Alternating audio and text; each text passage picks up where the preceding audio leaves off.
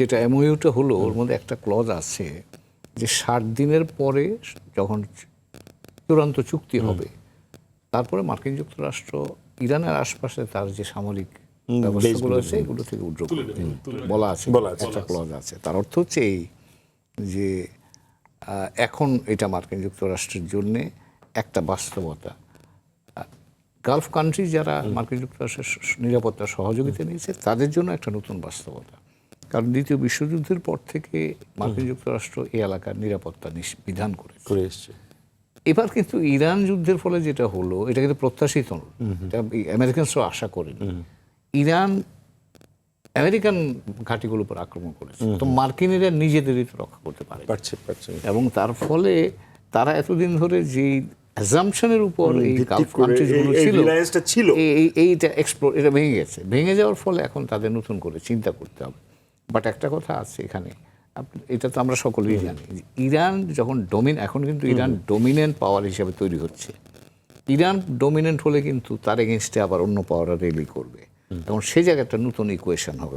আমার ব্যক্তিগত ধারণা, ইরানের সাথে মার্কিন যুক্তরাষ্ট্রের যে এখন নতুন একটা অর্ডার বা একটা সম্পর্ক তৈরি হচ্ছে, এর পাশাপাশি কিন্তু ইরান এবং গালফ কান্ট্রিজগুলো যারা আছে একটা নতুন সম্পর্কের ভিত্তি রয়েছে, তার একটা নতুন সম্পর্ক। সেটা কেমন আসলে সম্পর্কটা?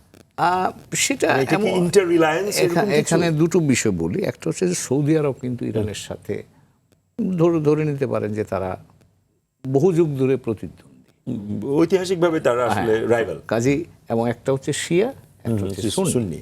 তো কাজে এখানে কিন্তু আরেকটা ভেতরে রাইট।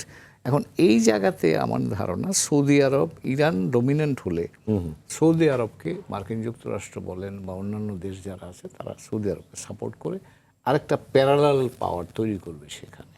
এখন এই প্যারালাল পাওয়ারগুলো মানে সৌদি এবং গালফ কান্ট্রি যারা আছে তারা একটা ইকুয়েশন তখন নতুন, সেক্ষেত্রে তো টার্কির অবস্থানও একটা পরিবর্তন আছে, ইজিপ্টের ক্ষেত্রেও আসতে পারে।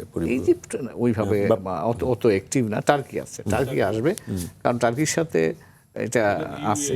ইউএই কিন্তু আবার ইসরায়েলের সমর্থক, কারণ তার নিরাপত্তার জন্য সে সংখ্যাটা বেশি বোধ করে ইরানের কাছে, যে কারণে সে দূরবর্তী ইসরায়েলের কাছ থেকে নিরাপত্তা নেওয়ার চেষ্টা করে।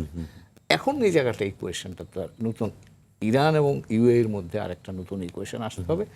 ইউএই আবার সৌদি আরবের বিপক্ষে, তার সাথে ইয়েমেন যুদ্ধের সময়তে সৌদি আরব একরকম কাজ করেছে, ইউএই দিয়েছে। এখনো কিন্তু আপনি যদি ইয়েমেনে যান, ইয়েমেন বা লিবিয়াতে যান, সেখানে কিন্তু ইউএই এক পক্ষ, সৌদি আরব আরেক পক্ষ। তো কাজে এখানে একটা নতুন বিন্যাস হবে, সেটা কিরকম চেহারা নেবে এই মুহূর্ত পর্যন্ত বলা যাচ্ছে না। আর যেটা হচ্ছে যে এখন প্রশ্ন আসবে ইসরায়েল কি করবে, কারণ মধ্যপ্রাচ্যের এখনকার সবচেয়ে ডমিনেন্ট পাওয়ার তো ইসরায়েল, তার ভূমিকাটা কি হবে? প্রেসিডেন্ট ট্রাম্প 2000 সালে কোনো কারণে কি মনে হয় যে ইসরায়েল তার আরেকটা নিজস্ব গতিতে এই পুরো চুক্তিটাকে দেখবে?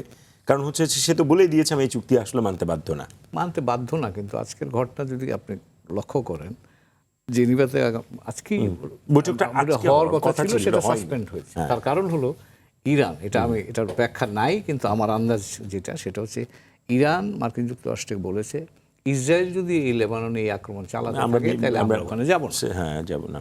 এখন না গেলে কি হয়, এটা প্রকাশ্যে আসেনি, ডিটেলসটা পাওয়া যায়নি, শুধু বলা আছে ইরান এই লেভারেজটা ব্যবহার করবে এখন, কারণ ওখানে তো বলা আছে, এবং এই গুরুত্বপূর্ণ দুইটা ক্লজ, প্রথম দুইবার বলা আছে লেবাননের কথা, দুইবার on all fronts including Lebanon, তারপরে স্পষ্ট করে। তবে ইসরায়েলের জন্য এখানে খুব অপশন বেশি নাই।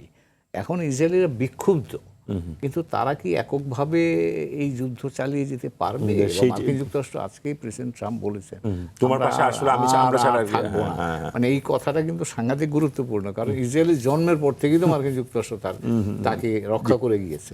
তো কাজে ইসরায়েলের আপাতত তারা এই ধরনের মানে আক্রমণ লেবাননে করবে বিভিন্নভাবে। তারা এখন তাদের যারা সমর্থক আছে মার্কিন যুক্তরাষ্ট্রের ভেতরে তাদেরকে দিয়ে উস্কাবার চেষ্টা করবে, কিন্তু আমার ধারণা যে চূড়ান্ত বিবেচনায় কিন্তু ইসরায়েল এককভাবে মার্কিন যুক্তরাষ্ট্রের বিরুদ্ধে গিয়ে এই মুহূর্তে তার কোনো নৈতিক অবস্থানও নাই বিশ্বে। এবং এটা কিন্তু প্রেসিডেন্ট ট্রাম্প বলেছে যে জেডি ভ্যান্স গতকাল ভাইস প্রেসিডেন্ট বলেছেন যে একমাত্র আমরাই তোমার বন্ধু আছি এখন পৃথিবীতে, আর কোনো বন্ধু নাই। তো কাজেই ইসরায়েলের জন্য সিচুয়েশনটা ডিফিকাল্ট।